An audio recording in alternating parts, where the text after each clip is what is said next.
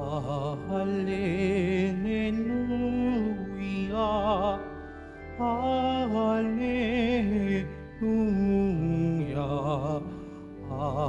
Hallelujah,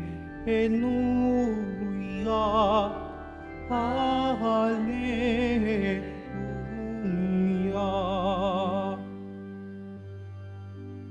Panginoong nagliligtas sa ating darating tiyak, mapalad siyang makaharap. Hallelujah, Hallelujah, Hallelujah, Hallelujah.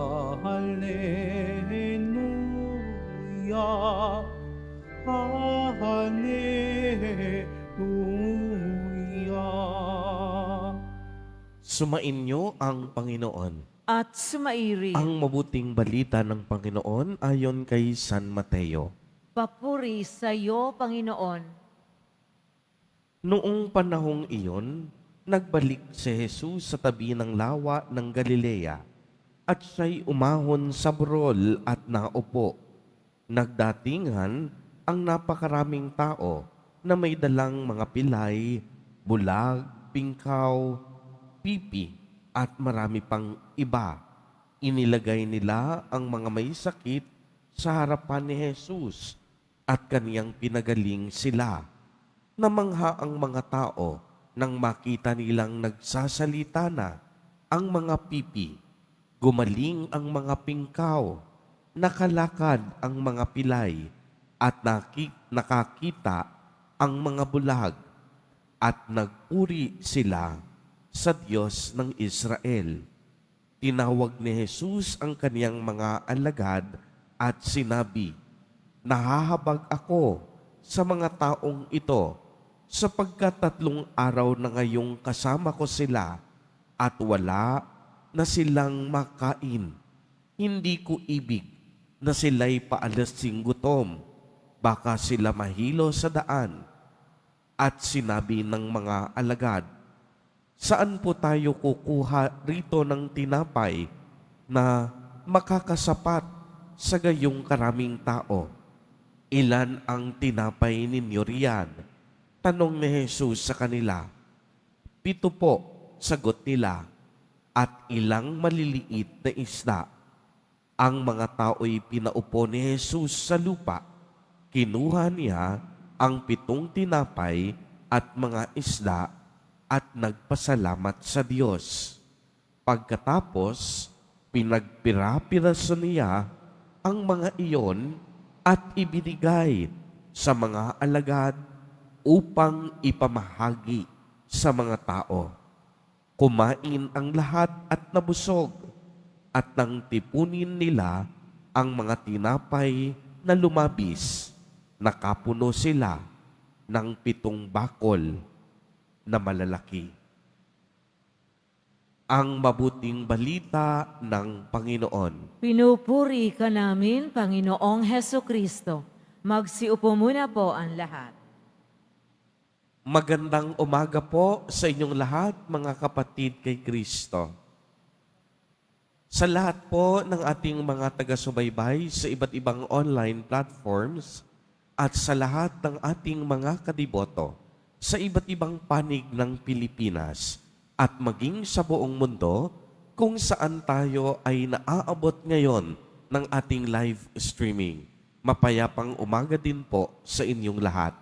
Purihin at dakilain natin ang ating Panginoon, ang mahal na poong Jesus Nazareno. Mga kapatid kay Kristo at mga kadiboto, malugod po namin kayong tinatanggap sa Basilica Minor at Pambansang Dambana ni Jesus Nazareno.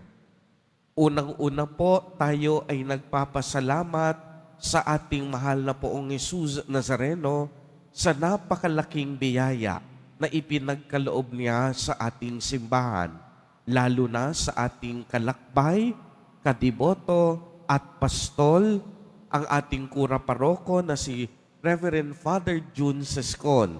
Kahapon po, Diniliklara o pinoklama ng Santo Papa Francisco ang pagkakatanghal kay Father June, ang ating kura paroko, bilang obispo ng Bataan. Kaya palakpakan po natin ang napakalaking biyayang ito na ipinagkaloob sa atin ng ating pinakamamahal na Nuestro Padre, Jesus Nazareno. Tunay nga pong ang pagiging obispo ay napakalaking biyaya na mula sa Diyos.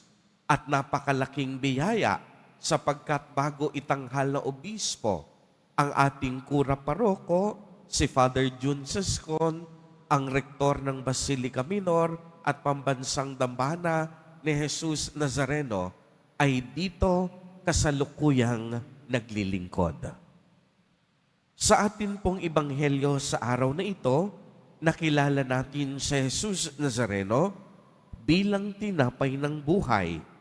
Nahabag siya sa mga taong 3 araw na niyang kasama at wala pa silang makain. Kaya ang 7 tinapay at ilang piraso ng isda ay kinuha ni Jesus. Nagpasalamat siya sa Diyos. Pinagpira-piraso niya ang mga ito at ibinigay niya sa mga alagad upang ipamahagi sa tao. At ano po ang sumunod na nangyari?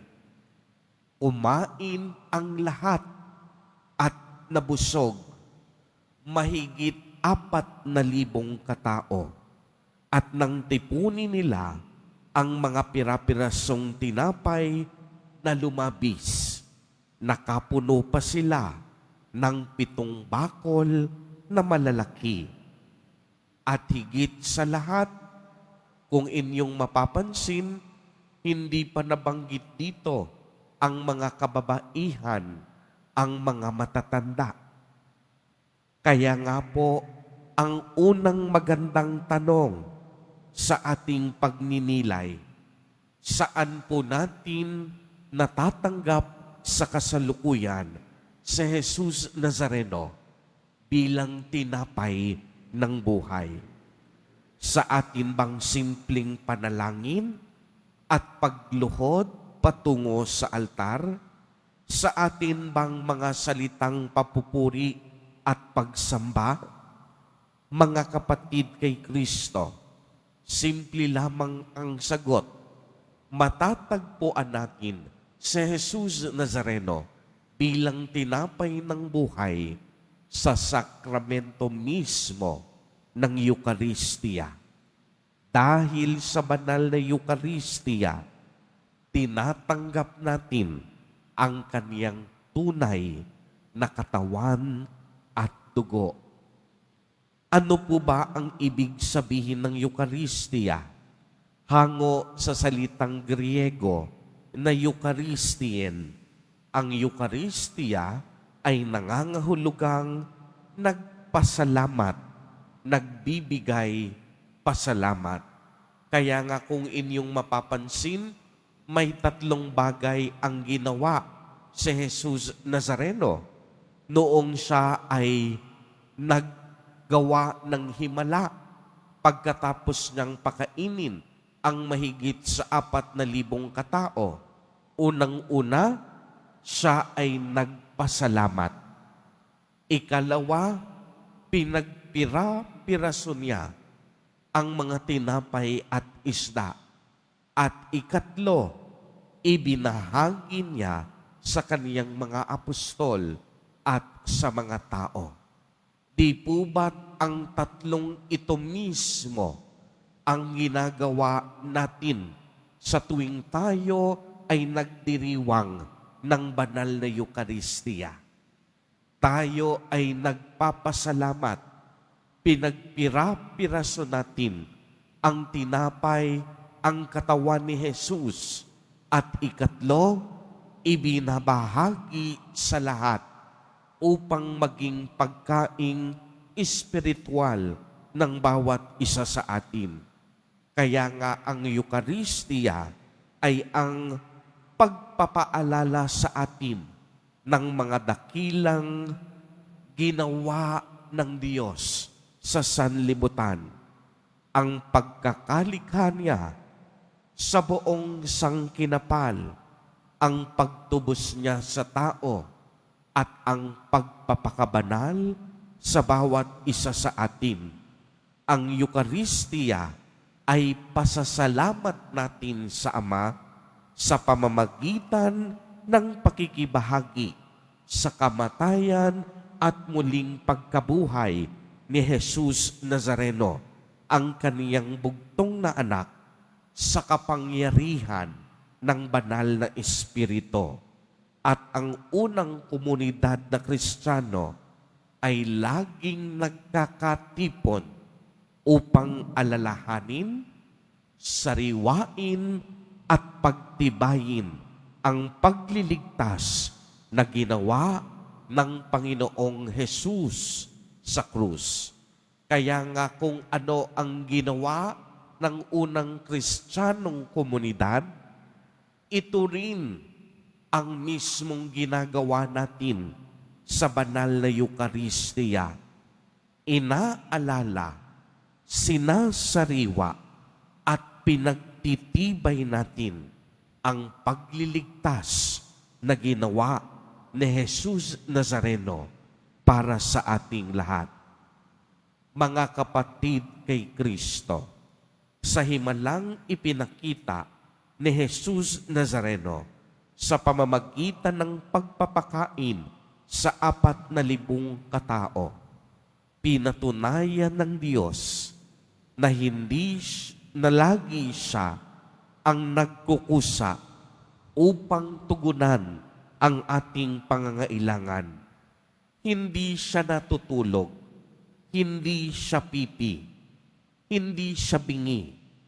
Alam niya ang lahat ng ating kailangan. Alam ng Diyos ang lahat ng ating kahilingan. At alam ng Diyos ang lahat ng ating kakailanganin pa sa darating na bukas.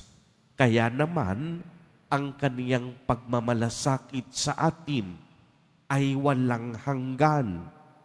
Nagmalasakit siya noon, nagmamalasakit siya ngayon, at nagmamalasakit siya magpakailanman hanggang sa katapusan ng panahon.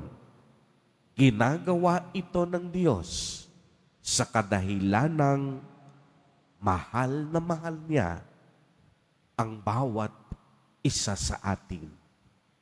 Amen. Purihin at dakilain natin ang ating Panginoon, ang mahal na poong Jesus Nazareno.